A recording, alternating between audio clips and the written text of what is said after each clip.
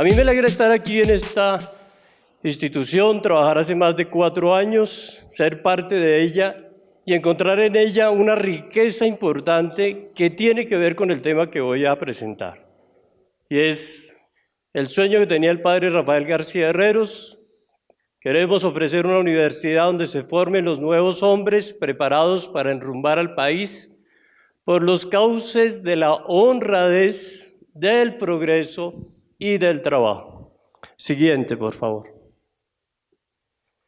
Voy a dejar unos slides de fondo que me van a acompañar y que hacen parte de lo que son los principios de la institución. ¿De acuerdo? Una de las cosas, hablando de corrupción, nosotros los financieros podemos tener 3 posiciones. Una posición puede ser de participar, y cuando hablamos de participar, yo puedo participar activamente o puedo participar pasivamente. Yo estoy hablando del tema de la corrupción, del fraude, de todo lo que posiblemente se ve hoy en el mundo. O también nosotros como financieros podemos tener no participar, asumir una posición de omisión. ¿De acuerdo? Entonces, si yo miro cómo participo activo o pasivamente, yo diría que yo participo activamente cuando asumo una posición de responsabilidad ética y cuando tengo la capacidad posiblemente de decir no, de posiblemente decir que ese tipo de manejo financiero no se ajusta a unos valores éticos. Y ahí estoy participando activamente y es una forma de participar positiva, ¿de acuerdo? Pero también yo puedo participar de una forma negativa. ¿Cómo participo yo de una forma negativa? Cuando no solamente permito que dentro de las instituciones, dentro de las compañías, se den este tipo de situaciones anómalas, sino que hago parte de ellas, me lucro de esas situaciones. Y ahí estoy participando, y digo que estoy participando negativamente, porque va contra los principios que nosotros los financieros debemos de tener. Entonces esto es como una reflexión que yo mismo me hago todos los días cuando me levanto. Hoy tengo un nuevo día, tengo una responsabilidad, ¿y cuál es mi papel de cara al desarrollo de las compañías? En este caso de la universidad. ¿Cuál es mi papel? ¿Voy a ser un actor que va a participar activamente? Preguntémoslo. ¿Cuál es mi papel dentro de una institución? Más adelante vamos a ver un slide que me parece súper interesante, que creo que es el que sigue, le voy a pedir que me lo pase.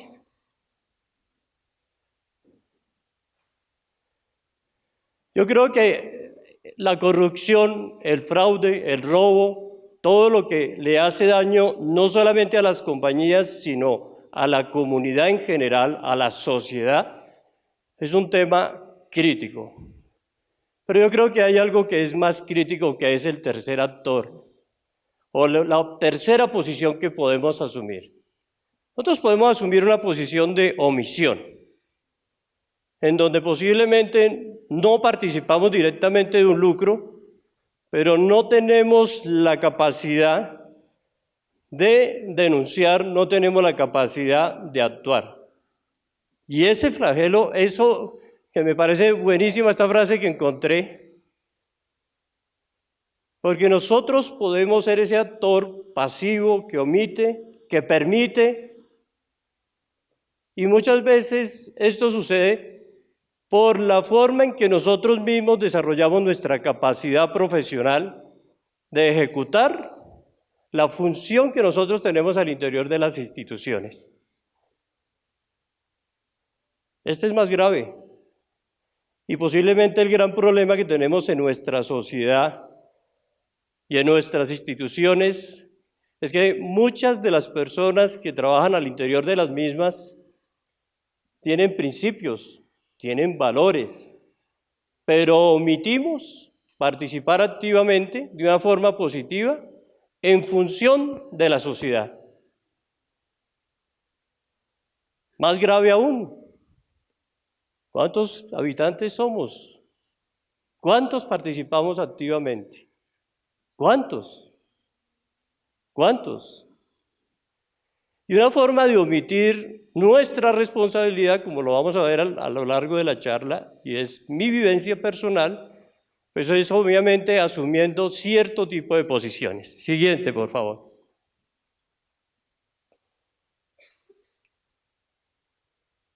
Entonces, una de las cosas que yo he aprendido durante mis 38 años de experiencia profesional, unos 24 o 25 años en la parte financiera, es que nosotros debemos de asumir una actitud de participación activa. ¿En qué sentido?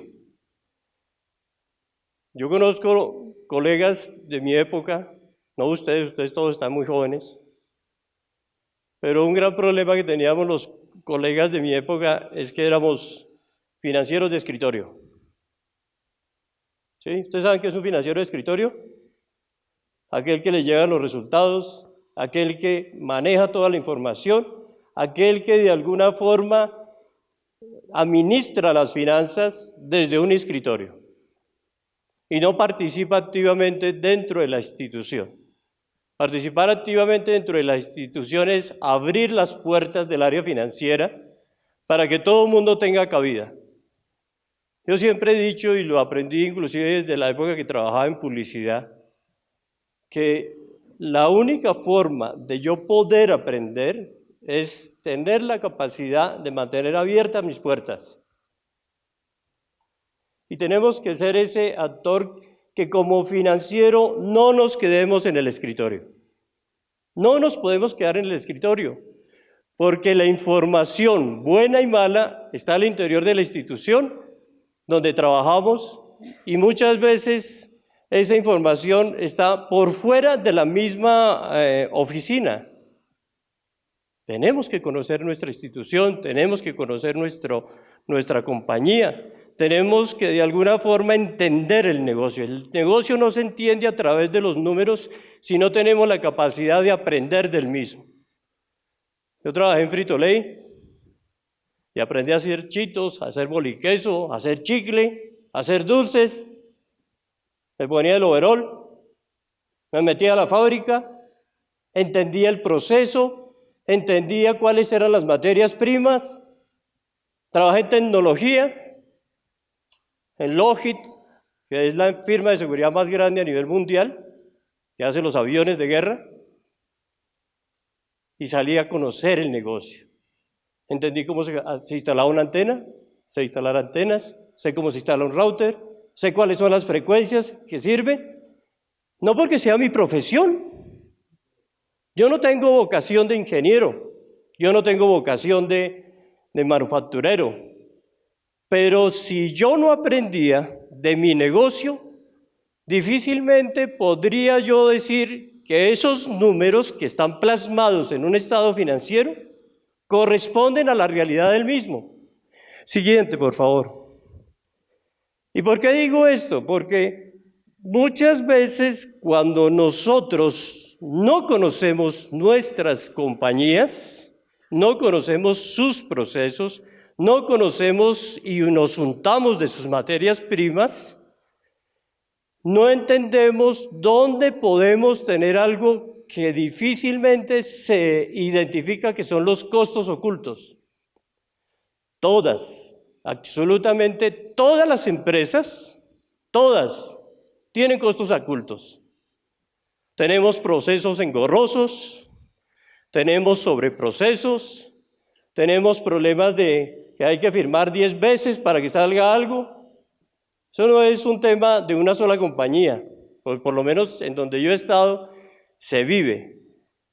Las organizaciones son dinámicas, las organizaciones cambian y una de las funciones que tiene que ir a la vanguardia es la función financiera.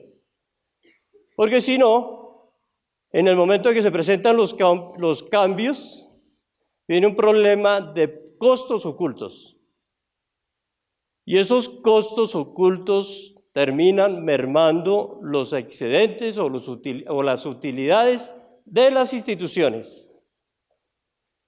Entonces, de ahí la importancia de que nosotros tengamos un espíritu participativo, de que realmente nosotros nos untemos del negocio, de que realmente nosotros conozcamos el equipo de trabajo que hay detrás de esto. Siguiente, por favor. Y aquí hay algo especial que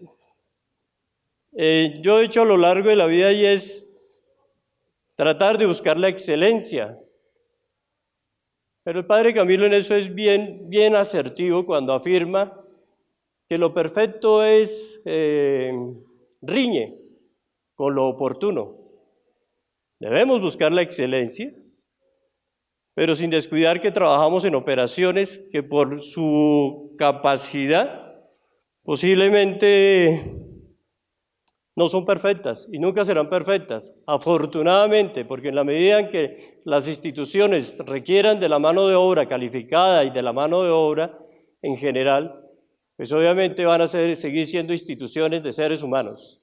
Las máquinas, por más avances tecnológicos que haya, no nos lograrán reemplazar en su totalidad.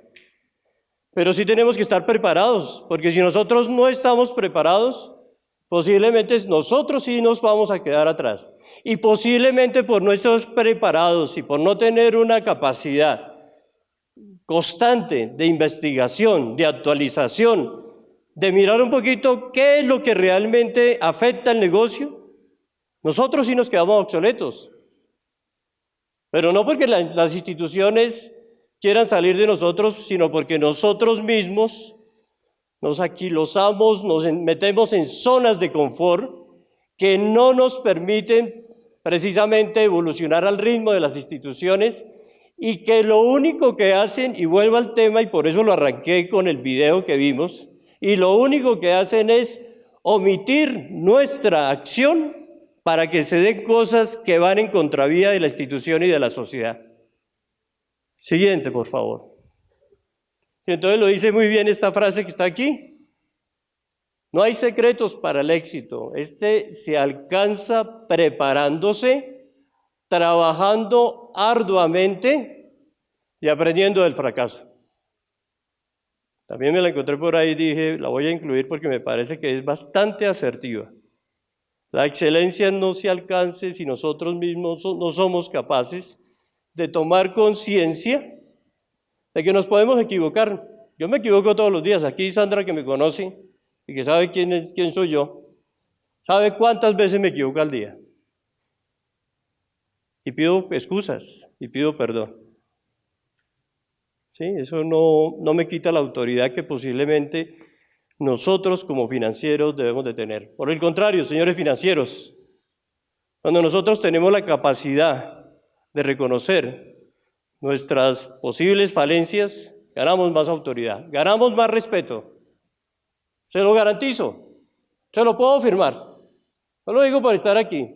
Estuve en instituciones que a nivel mundial son muy grandes. British Telecom, que es una empresa que está dentro de las 5 primeras del mercado. Lockheed Martin, que está dentro de las 10 primeras del mercado.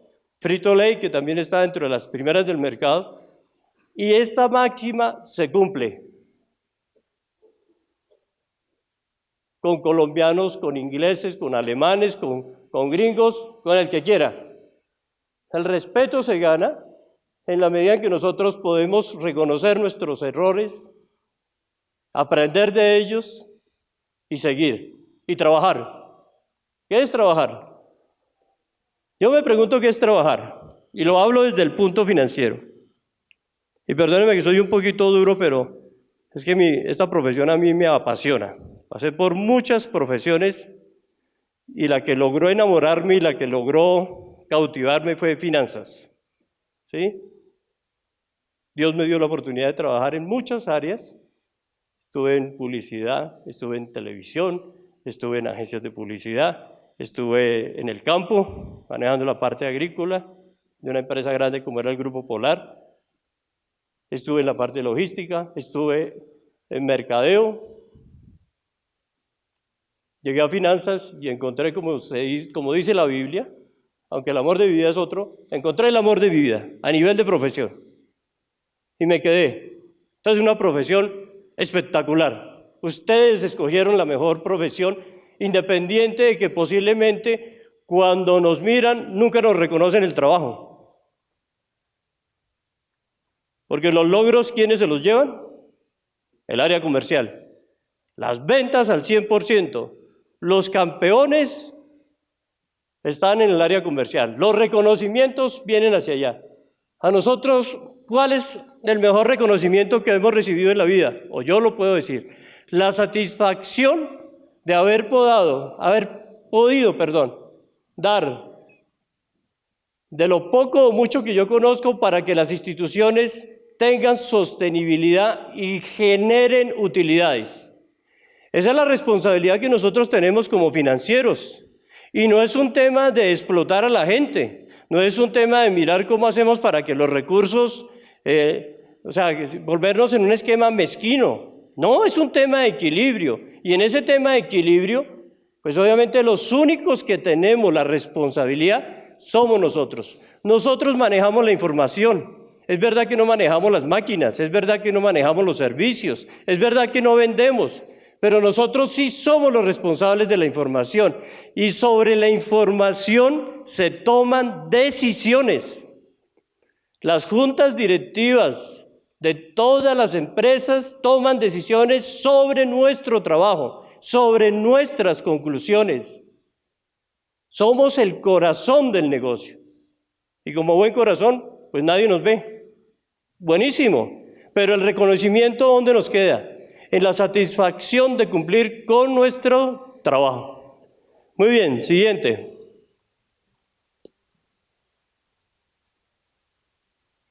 Bueno, aquí hay una parte que me parece súper importantísima y que la aprendí a través del tiempo.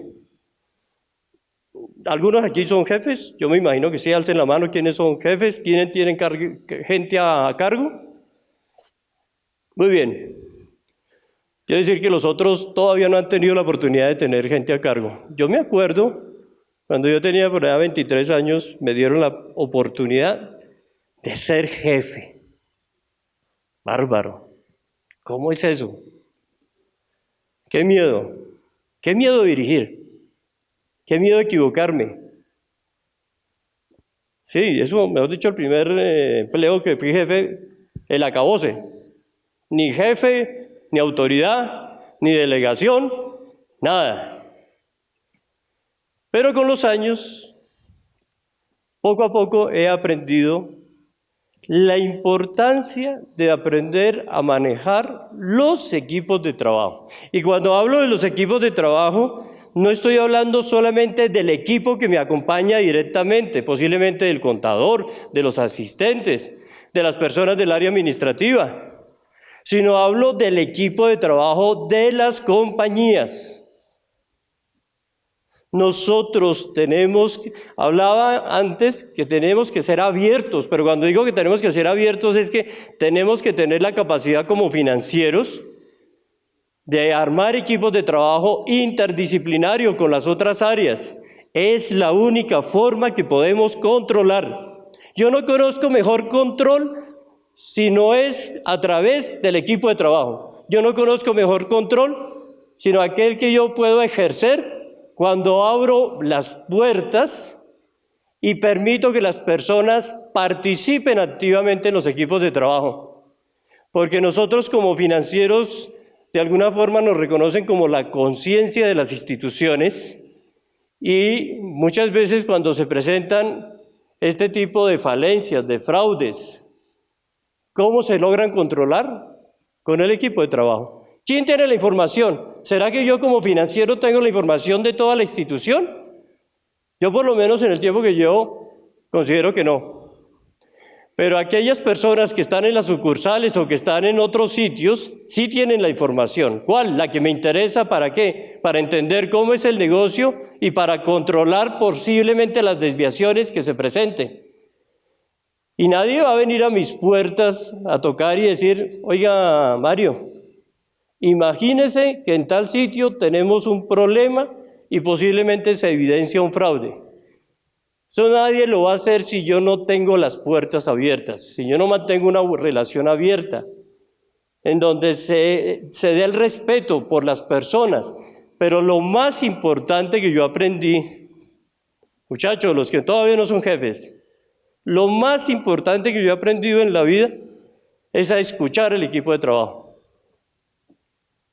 Yo siempre cuando voy a las instituciones o a las compañías y me toca presentarme, les digo, yo de este negocio no conozco nada. Ustedes son los que conocen el negocio. Y ustedes son los que tienen las ideas. Y ustedes saben cómo se desarrolla, cómo puede evolucionar el negocio. Ustedes saben cuáles son las oportunidades de mejora. Ustedes saben posiblemente dónde están los costos ocultos. Puede que las personas no tengan conciencia porque no tienen la dimensión total de lo que es el negocio. Pero cuando uno escucha a su equipo de trabajo y escucha a los otros equipos de trabajo, comienza a darse cuenta de dónde están las oportunidades que generan nuevos excedentes, ahorros, para hacer inversiones posiblemente en otras cosas. Entonces es muy importante el equipo de trabajo. Hay que escucharlo, hay que permitir que participe, hay que darle responsabilidad. Porque un gran problema que tenemos los seres humanos, sobre todo los latinos, los europeos en eso no son demasiado tranquilos, pero nosotros los latinos es que nos da miedo asumir responsabilidad. Que firme el jefe, que firme el financiero. Las multinacionales, por lo menos en las que yo he estado, si no era una compra o un contrato de cierto volumen, nunca venían a mí. Yo no tenía que autorizar. Es más, si pasaba el cierto volumen, tenía que ir a la junta directiva en Inglaterra o en Estados Unidos. Pero aquellas cosas que son el día a día de la operación, en donde muchas de las personas que trabajan con nosotros interactúan y consumen recursos, y esos recursos implican consumir recurso financiero, tienen que asumir responsabilidades. Entonces, las multinacionales, ¿firma quién? El que pide y el jefe inmediato. Pero no tiene, y eso es darles responsabilidad, que las personas, porque cuando las personas saben que son responsables, controlan. Cuando las personas saben que yo, como máximo, que el representante legal o el financiero firman, pero es que allá firmó el vicepresidente. ¿De quién es la responsabilidad? Pues del vicepresidente. A mí que no me frieguen. Puede que aparezca mi firma, pero es que él le dio el visto bueno. Y eso es un concepto que las multinacionales manejan muy bien. La responsabilidad es de todos. Es verdad que hay un principio que dice que la responsabilidad no se delega, pero cierto grado de responsabilidad. Porque hay mucha de la responsabilidad que es el día a día, que son una serie de procesos que nosotros no deberíamos estar participando activamente en el sentido de firmar, pero sí activamente en el sentido de controlar. Para eso existen formas para eso somos los dueños de la información y nos podemos dar cuenta si existen desviaciones importantes en el manejo de los balances. Siguiente, por favor. Entonces, para mí es muy importante que nuestros equipos asuman responsabilidad. Y no hay nada más oportuno. Tenía una charla hace poquito con una empresa que por ahí asesoro y tenían un gran problema, y es que mientras el director de producción hacía su presupuesto y decía cuáles eran las cantidades, resulta que los señores de ventas, que eran los dueños del negocio en cuanto a ventas, hablaban de otro número y se presentaban las discrepancias. Y por consiguiente eso genera sobrecostos. Por eso es muy importante el equipo de trabajo. Siguiente, y vamos a ver el sonido porque vamos a ver un video. Este video es antiguo. Entonces, espero que les guste porque creo que conocen el personaje. Podés elegir correr solo o trabajar en equipo y llegar lejos? ¿Qué decidís? Ir solo es más fácil, no tenés que ponerte de acuerdo con nadie. Si la pifiás, y la pifiás solo. En equipo, te digo, es a otro precio. Antes de empezar a competir, le tenés que ganar al ego más grande de todos, que es el tuyo. Tenés que entender que no solo está bien como vos lo hacés, que hay otros caminos, que si vas más rápido que el resto, es igual que si fueras el más lento de todos, que para ser escuchado primero tenés que haber oído, ¿no? Y bueno, que para recibir un aplauso tenés que estar golpeando tus propias palmas. Si no sabes cómo hacer algo, bueno, pues te van a gritar cómo hacerlo. Y si vas atrás, te van a empujar, Te van a empujar hasta llevarte adelante. Y si ganas, te van a apretar tan fuerte que vas a querer llorar. Porque cuando se juega en equipo, viejo, se celebra en equipo. Desde que lo vi, me impactó, me acompaña. No doy muchas charlas, pero cuando me invitan y ven a dar este tipo de charlas, siempre lo utilizo. Por varias cosas. Hay que trabajar en equipo. Lo dice claramente Peckerman, hay que despojar los egos que hay veces nos acompañan, de creer que nosotros lo sabemos todos, en aras del equipo. Darle oportunidad al equipo de que crezca. Porque en la medida que el equipo crece, nuestro trabajo se vuelve más sencillo. Por ahí hay una máxima, no sé si es máxima a nivel de frase, pero la aprendí, y es que cuando uno controla, requiere tener procesos simples, lo más sencillo posible.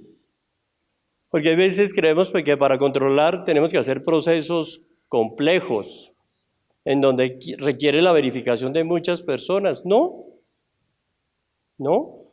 es verdad.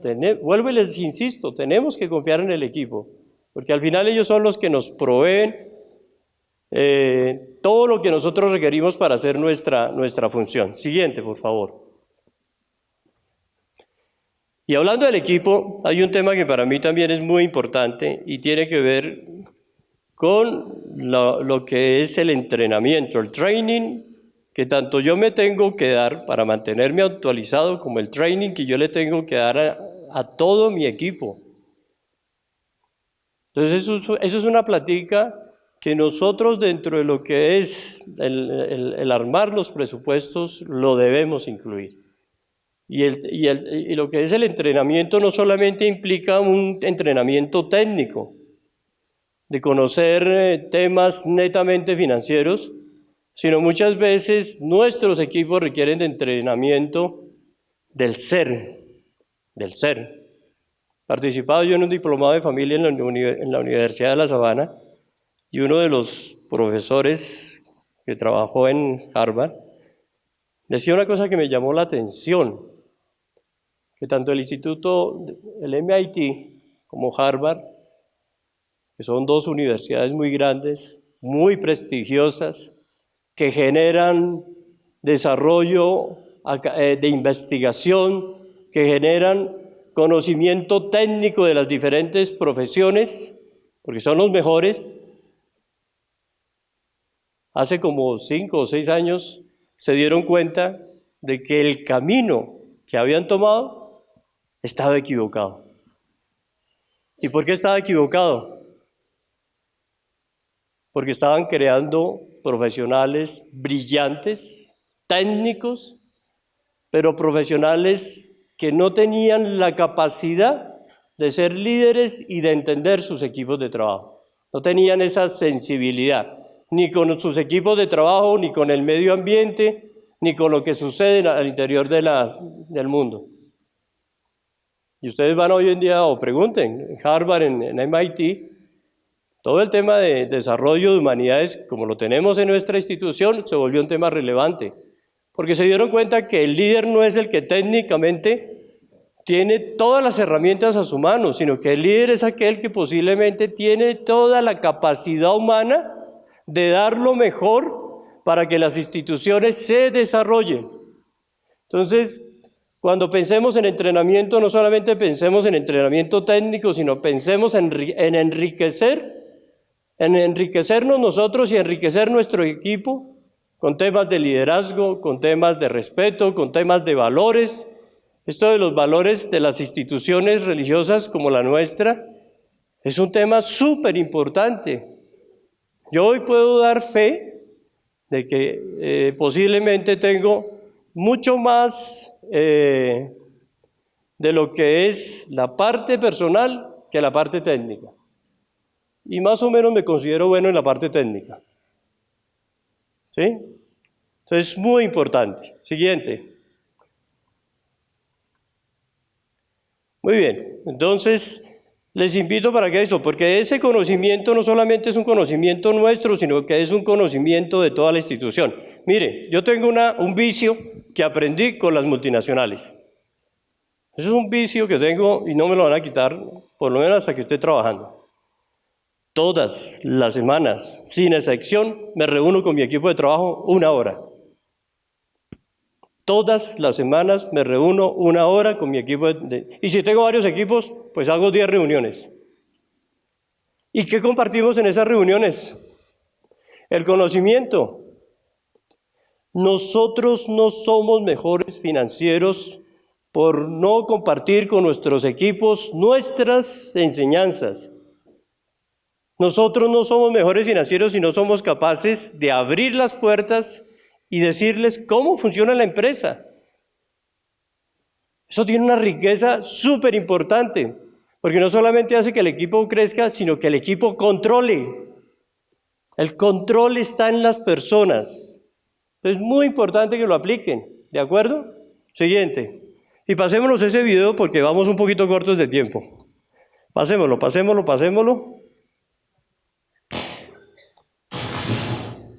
Ok, muy bien. Entonces, miremos un tema que es más propio nuestro. La comunidad participativa, que era lo que estaba hablando ahí. Pasemos, por favor. Importantísimo, la máxima del padre Rafael García Herreros, que nadie se quede sin servir. Además nosotros somos un área de servicios. ¿En función de qué? Del resto de las áreas de las instituciones.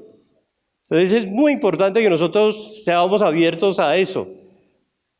Y hay una cosa que también les recomiendo, porque tenemos una muletilla que la utilizamos nosotros y la utilizan otras áreas, es eso no se puede hacer. Eso es propio de nosotros, eso no se puede hacer. Y perdónenme la expresión que les voy a decir, eso no hay nada más castrante para un equipo de trabajo que nosotros digamos esa frase. Así sepamos de que no se puede hacer. Interesante tu idea, la vamos a analizar, vamos a mirar los pros, vamos a mirar los contras. Al equipo siempre hay que dejarle la puerta abierta, porque siempre traen ideas. A mí me dicen que soy muy buen financiero, yo me considero pésimo financiero, me considero muy bueno escuchando a la gente. Y las ideas, como se los digo a ellos, son de la gente. Y la gente tiene ideas, hay veces sueltan unas cosas, inclusive inconscientemente, y uno dice, venga, ese hombre está mirando esto de una forma diferente, ¿por qué no analizamos? Y ahí vienen las grandes ideas. Entonces, por favor, sigamos, por favor. Entonces viene un tema que es propiamente nuestro, que es la sostenibilidad. Nos pagan por hacer o por velar, porque esto no es un trabajo solamente nuestro. También hay un paradigma de que las utilidades las generamos los financieros. No, eso no es verdad. Nosotros velamos por los recursos, pero las utilidades las genera toda la institución, toda la compañía. A nosotros sí nos toca mirar cómo hacemos para verificar dónde están los costos ocultos, dónde podemos mejorar los procesos, dónde podemos ser más eficientes, dónde podemos ser más productivos, cómo hacemos para que los inventarios sean lo más bajo posible para que el capital de trabajo rinda, cómo hago para que mi free cash flow me genere los suficientes recursos para inversiones futuras, cómo hago para que Veamos cuál es la rentabilidad del negocio, cuál es la rentabilidad que manejan las instituciones, que es mi competencia, cuáles son sus estados financieros, qué reflejan. Entonces tenemos una responsabilidad grandísima en cuanto al tema de sostenibilidad financiera. Entonces, trabajo mucho. ¿De escritorio? Sí, un poco. ¿De conocimiento del negocio? Mucho. Y bastante del conocimiento de nuestros equipos de trabajo. Siguiente.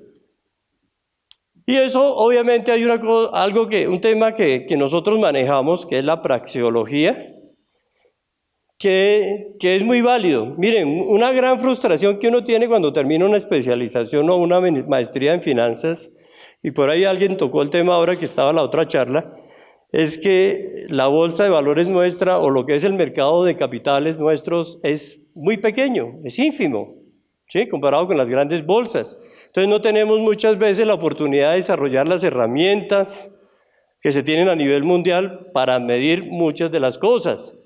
El tema de riesgo es un tema relativamente nuevo. Yo no lo conocí en la academia, lo vine a conocer en las multinacionales, pero es un tema súper importante. ¿Cómo mido el riesgo? No solamente de papeles. ¿Cómo hago para medir la sensibilidad al riesgo de toda la institución? ¿Y cómo hago para cuantificarlo? ¿Y cómo hago para mitigarlo? Eso es de alguna forma responsabilidad nuestra. No, que es que usted no maneja producción, sí, pero usted posiblemente sí conoce el riesgo. Tengo una producción que de pronto se basa en almendras. Yo me acuerdo cuando teníamos que comprar almendras. Las almendras no se producen en Colombia. Bueno, ahora no sé si se producen por los cambios climáticos. Se producen en la zona de Argentina o en Estados Unidos, en la zona de California. Y había que hacer proyecciones y había que mirar cómo comprábamos a futuro, compra de futuros, las cosechas que supuestamente requeríamos de materia prima. Eso es un riesgo, porque si las cosechas vienen bajas, posiblemente yo no tengo la materia prima que necesito. El maíz. Yo me acuerdo que cuando yo trabajaba, Colombia era un país productor de maíz en excelencia, y hoy en día no producimos maíz, todo lo importamos. Eso es un riesgo. Las condiciones cambian, el dólar se dispara, los costos suben. ¿Cómo hago para controlar eso? ¿Cómo hago para mitigar de que posiblemente mi portafolio, mi esquema de lo que es lo de dólares está altísimo, tengo un riesgo cambiario altísimo? ¿Cómo lo hago? Aplicando lo que tengo. Ah, no, pues es que mi institución solamente manejan los estados financieros y no manejan más. Pues señores, la invitación que yo les hago y que lo aprendí de lo que ha sido mi experiencia profesional es apliquemos todo. Ah, que no tenemos los beta, que normalmente se manejan a nivel internacional para temas de riesgo. Pues creemos nuestros propios betas. ¿Cómo hacemos para que realmente nuestra profesión vaya más allá de leer o de producir unos estados financieros? Súper importante. Siguiente, por favor. Ah, bueno, inclusión y equidad, perdón, devuélvete. Súper importante. Súper importante. Yo he aprendido que las personas entre más sencillas y más abiertas. Mire, yo fui pobre. Yo nací en un hogar pobre. La ventaja de ser pobre, ¿sabe qué es? Que no tenemos nada. ¿De qué nos preocupamos? Peor no podemos estar. Era lo que yo pensaba. ¿De qué me preocupo? ¿Qué implica eso? Que tengo la mente abierta. ¿La mente abierta a qué? A las oportunidades que hay en el mercado, al riesgo. Porque yo lo conozco, yo lo vivo todos los días, en donde vivo, en las condiciones de seguridad que posiblemente mi familia tenía.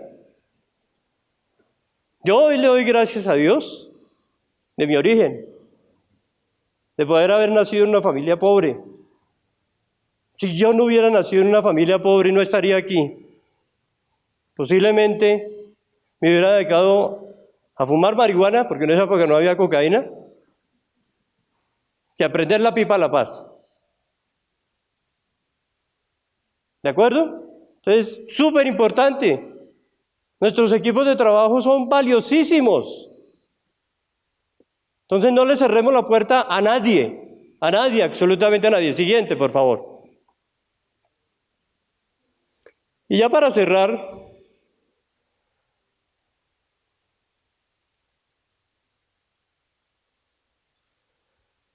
hay un principio, un valor nuestro que se llama identidad cultural. Buenísimo ese principio. Y es un principio que a veces nosotros, los colombianos, queremos desconocer. Queremos desconocer nuestras raíces, queremos desconocer posiblemente nuestro origen, queremos desconocer tantas cosas, queremos desconocer que nos equivocamos. Y por eso muchas veces nosotros no somos coherentes.